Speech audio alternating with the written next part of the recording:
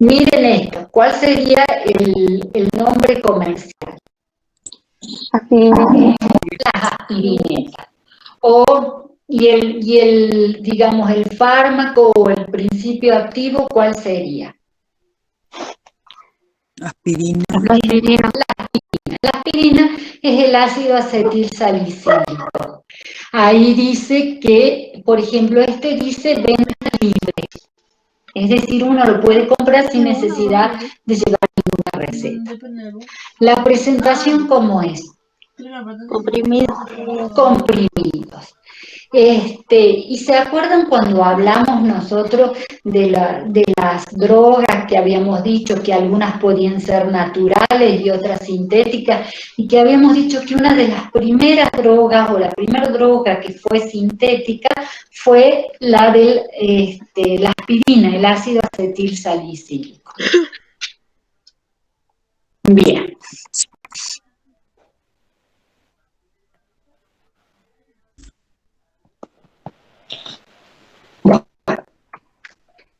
Volviendo al tema de los medicamentos, en cuanto a la receta médica, tenemos que saber que es un documento legal por medio del cual los médicos prescriben la medicación al paciente para su dispensación por parte del farmacéutico. Es decir, se indica el medicamento de acuerdo a la previa evaluación del paciente. El médico le dirá y le indicará algún medicamento para su dolencia y, y el farmacéutico será el encargado de entregarlo y entregarle la medicación correspondiente. Dicha prescripción es un procedimiento clínico individualizado y dinámico, es decir, la indicación de un medicamento es teniendo en cuenta cada persona en forma individual. Es decir, si dos personas tienen, supónganse, el dolor de estómago, tal vez no le den el mismo medicamento, van a tener que revisarlo, evaluarlo, ver qué enfermedad tienen, qué problema tienen, y de ahí, de acuerdo a las características que presente cada uno, se lo medicará. Y no quiere decir de que van a tomar siempre el mismo medicamento. Puede que uno a lo largo del tiempo tenga que cambiar de medicamento. Por ejemplo, hay personas que son hipertensas, que toman durante muchos años un medicamento, hasta que después, supónganse, empiezan con alguna reacción adversa y se ven en la obligación de cambiar el medicamento, o quizás de agregar otro medicamento. Cuando se hace una receta, se tienen que tener en cuenta una serie de ítems, es decir, cuando nosotros hacemos la receta vamos a ver que en la receta siempre tiene que ir el nombre de la persona a la cual se le va a recetar el medicamento. Y después vieron que ponen RP barra. Eso significa sírvase dar, sírvase entregar. ¿Qué es lo que se va a dar o entregar? En este caso se le ha puesto el amoxicilal 500 miligramos comprimidos por 32 y se pone un envase. Entonces, se tiene que poner el nombre de la persona. En algunos casos van a ver que se pone la edad o se pone el número de documento. Se pone el nombre del medicamento. Lo ideal, incluso yo creo que, no recuerdo bien, pero había una ley donde obligaba a poner el nombre genérico del medicamento. En este caso es común, ustedes van a ver muchas veces que las recetas tienen el nombre comercial, como en este caso el amoxidal. Y abajo se debería poner, si se pone amoxidal 500, se le debería poner el nombre genérico, es decir, amoxicilina. Los comprimidos por 32, que es una de las presentaciones, en este caso 32, puede ser por 16, pero bueno, el tratamiento es más amplio, y se pone un envase, con letra y con número. Lo que sí debe tener toda receta es la firma del médico, el sello con la matrícula y la fecha. Olvidé decirles que acá nosotros tenemos muchas veces, nosotros compramos los medicamentos a través de una obra social. Entonces muchas veces se pone el nombre de la persona y abajo se le pone la obra social y el número de afiliado. Y otra de las cosas que pueden observar en la receta es la presencia debajo de la indicación de la medicación del diagnóstico. Es decir, por ejemplo, en este caso podría ser amoxidal, no sé, faringitis o infecciones respiratorias altas, unas cosas. Hoy en día, ustedes van a ver... ¿Eso se codifica, profe? ¿Cómo? ¿Se codifica? O sea, en vez de poner el diagnóstico en palabras, ¿se puede codificar? Exacto. Hoy en día van a ver que ponen el diagnóstico y ponen un código que corresponde a lo que es el CIE-10, que es la Clasificación Internacional de Enfermedades. Digamos, la Clasificación Internacional de Enfermedades consiste en un registro de los códigos de las principales enfermedades que existen.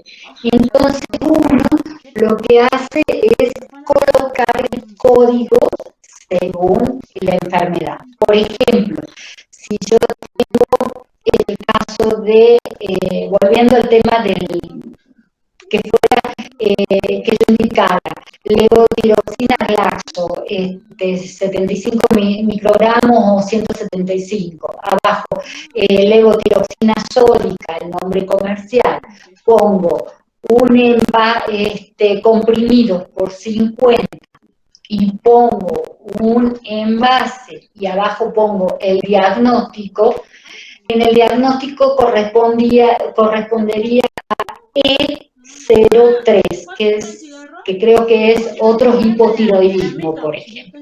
O si yo pusiera, por ejemplo, en el caso el nombre del paciente, pongo la edad, pongo Corbis 10, pongo bisoprolol 10 miligramos, pongo comprimidos recubiertos por 30 y pongo un envase y abajo pongo diagnóstico I10, que corresponde a la hipertensión arterial, según lo que establece este código, esta codificación del CIE-10, y firma del médico y sello y fecha. Siempre hay que poner la fecha.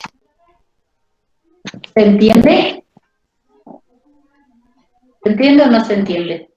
Sí, profe. Sí, profe. Bien. Entonces, recuerden que pueden encontrar en la parte de abajo, la parte de donde dice diagnóstico, y van a encontrar una letrita y 2 o 3 numeritos. Esa letrita y esos 2 o 3 numeritos lo que me están diciendo es qué enfermedad tiene la persona. por ejemplo, a ver, piensen ustedes en algún tipo de enfermedad para que busquemos el código. ¿Qué puede ser? Una gastroenteritis.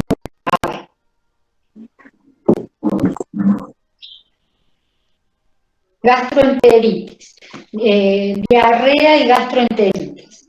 El código correspondería a A09. Según lo que dice el CIE-10, que son 3 libros grandes donde están todos los códigos. A ver, ¿qué otra cosa puede ser, por ejemplo? ¿Qué otra enfermedad? Cualquiera. ¿Cómo? Gastritis. Pues busquemos otra que no sea gastroenteritis, porque está dentro de los A. Profe, disculpe, yo hace años atrás me operé de la rodilla de menisco y me dieron con un código. ¿Eso también estaría, como usted dice? En realidad Por ejemplo, depende, lo que puede ser es que te hayan dado un código de gonartrosis o puede haber sido un código que manejaba un código de prestación, si te tenías que operar. Pero en el caso de que, por ejemplo, si te dan a vos un analgésico, suponiendo que sea un diclofenac, y te ponen comprimidos por 14, no sé cuánto vendrá, y ponen diagnóstico, el diagnóstico de gonartrosis corresponde, según el CIE-10, a M17. ¿Qué es lo que quiero decir? Yo no pretendo que se sepan los códigos, pero sí que sepan de que si en una receta le ponen un diagnóstico, y al lado hay una letra y un número, eso significa que corresponde a un determinado, digamos, a una determinada patología. Digamos, es útil para resguardar la privacidad de las personas también. Es decir, si uno agarra una receta, no estar viendo qué es lo que tiene. Supongo que uno tiene derecho también a resguardarse.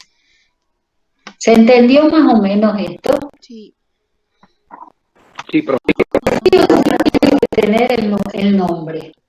Es importante que tenga el nombre del paciente. La receta. Sí o sí tiene que tener la firma y sello del médico que lo prescribe. Tiene que tener la fecha y, por supuesto, la medicación. En algunos casos verán que se pone lo de la obra social y en algunos casos le piden también la dirección por alguna eventualidad. Acá tenemos otra que dice, Matías Hernán, ibuprofeno 100 miligramos. Esta es, ¿qué presentación tiene? ¿Cuál es la forma de administración? Una presentación líquida, forma de administración oral. Muy bien. Y en este caso, tiene la firma, tiene la fecha. Si quisiéramos, le podríamos poner el diagnóstico, por ejemplo, que corresponda a fiebre, que no sé.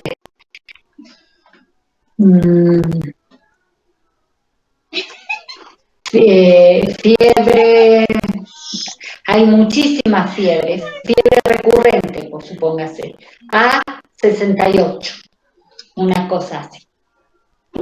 No es que me lo sepa, ¿no? Viene un programita que tiene los códigos. Y si ustedes buscan, por ejemplo, en internet, por ejemplo, hagan la prueba en su casa, busquen gastroenteritis, CIE-10, le va a salir en internet el código. A ver, Profe, voy a hacer. Sí. B24, ¿qué enfermedad sería? Ya te digo, porque el B24 lo utilizan, me parece, para el SIDA. Enfermedad, sí, enfermedad por virus de la inmunodeficiencia humana. Entonces, se le pone, por ejemplo, el B24 en vez de poner todo el diagnóstico. ¿Sí? Lo que yo les decía es que ustedes, si por ahí quieren buscar,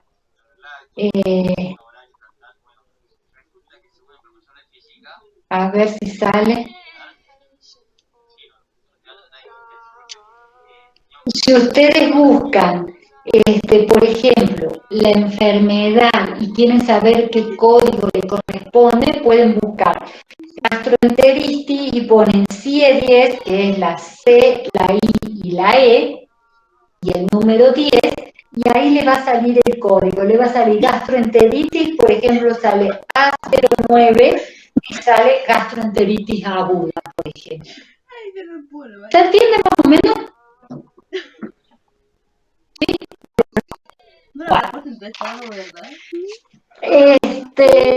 Utiliza en la salud mental también, profe. ¿Ah? En la salud mental también se utiliza ese código, esos códigos del CIE-10. Sí, en todo se utiliza ahora, en todas las ramas de la medicina se manejan con los códigos. Es a nivel, digamos, es algo universal. No solo acá en la Argentina, en todos los países lo utilizan. La función es unificar los criterios, unificar los diagnósticos. Bueno, en cuanto a las indicaciones, consisten en un procedimiento médico mediante el cual se expresa la forma en que debe ser administrado un medicamento. Es decir, ahí en las indicaciones se pondrá la dosis que se le debe dar a la persona, la vía de administración, los intervalos de tiempo, es decir, cada cuánto se va a administrar el medicamento, la duración del tratamiento, porque por ahí le piden que sea un tratamiento por 7 días, o tratamientos prolongados, que son tratamientos de por vida. Volviendo al tema de la levotiroxina.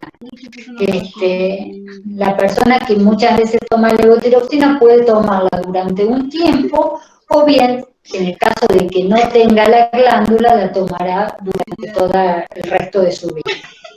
Y las recomendaciones. Por ejemplo, suspender si hace algún tipo de reacción alérgica. Veamos estas indicaciones. Matías Hernán dice ibuprofeno, creo que era 100 miligramos, jarabe, ahí dice que son 5 mililitros cada 6 horas. Si tiene fiebre. ¿Qué quiere decir eso? Que le voy a dar 5 mililitros cada 6 horas si tiene fiebre. Es decir, si llegan las 6 horas, las 8 horas y no tiene fiebre, no le voy a dar. Esa sería la indicación. Bueno. ¿Hasta ahí estamos? Sí, profe. Sí, profe. Bueno, en cuanto a las ramas de la farmacología, son muchísimas. Y entre ellas está lo que es la posología. La posología es la rama de la farmacología que se encarga de estudiar las dosis de los medicamentos. Entonces, Una dosis de un medicamento, podemos decir que es la cantidad de droga que se suministra para producir un efecto deseado. La dosificación sería la estimación de la dosis para un fin determinado. Podemos tener dosis que son terapéuticas. Se refiere a la capacidad de producir el efecto terapéutico deseado en el paciente. Es la dosis que da una respuesta. Las dosis pueden ser mínimas o máximas. La dosis mínima es la menor cantidad de medicamento que se administra para producir el efecto terapéutico deseado. La dosis máxima es la mayor cantidad de medicamento que puede darse a una persona y que puede ser tolerado por el individuo sin que comience a experimentar efectos tóxicos. Por ejemplo, si yo les doy digamos una aspirineta, le doy 100 miligramos de aspirineta porque si le doy más, más de la dosis me puede dar una gastritis, es decir, me puede generar dolor de estómago. Entonces, es la mayor cantidad de dosis que puede tolerar mi organismo sin que aparezcan los efectos indeseados o tóxicos. La dosis letal sería la dosis que genera efectos adversos o indeseados, e incluso puede generar la muerte de la persona. La dosis media es la dosis que produce un efecto farmacológico determinado en alrededor del 50% de la población general.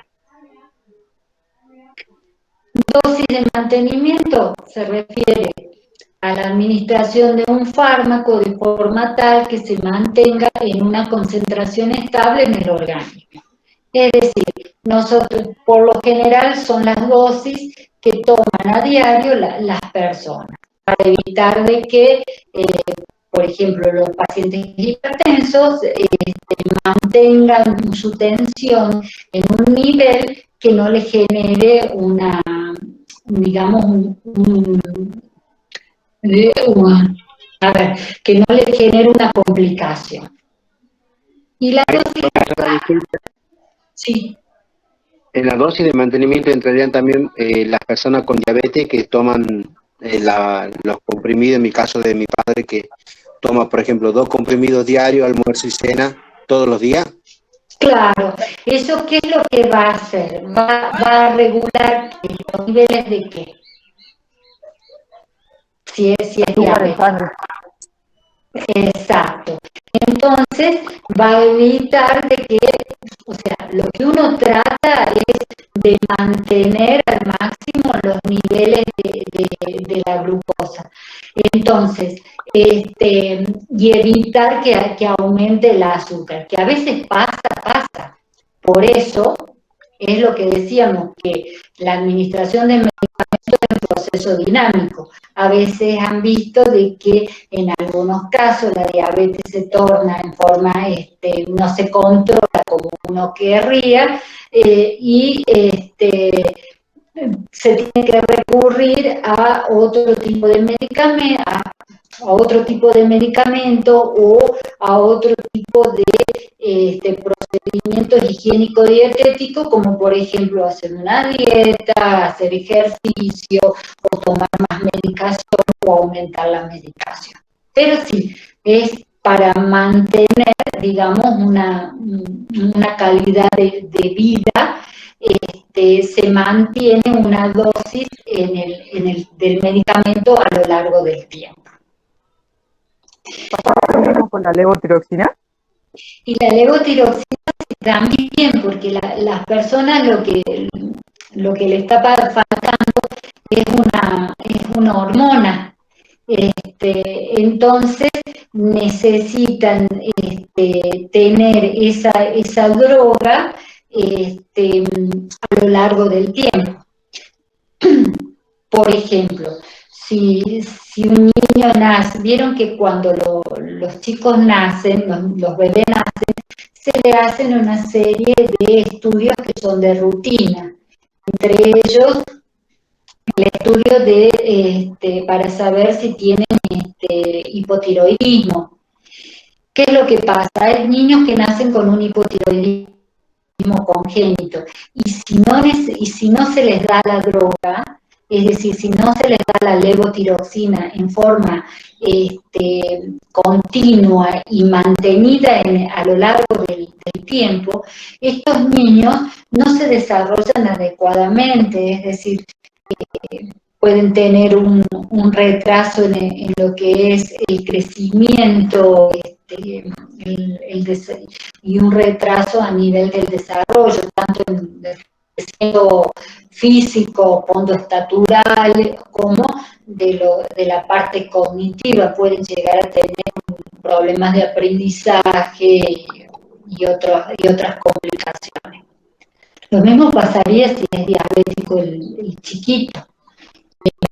Necesitar una medicación en forma continua, es decir, una dosis mantenida a lo largo del tiempo. Bueno, y la dosis de carga es una dosis, una serie de ellas que son aplicadas al comienzo de un tratamiento con el fin de alcanzar pronto las concentraciones deseadas.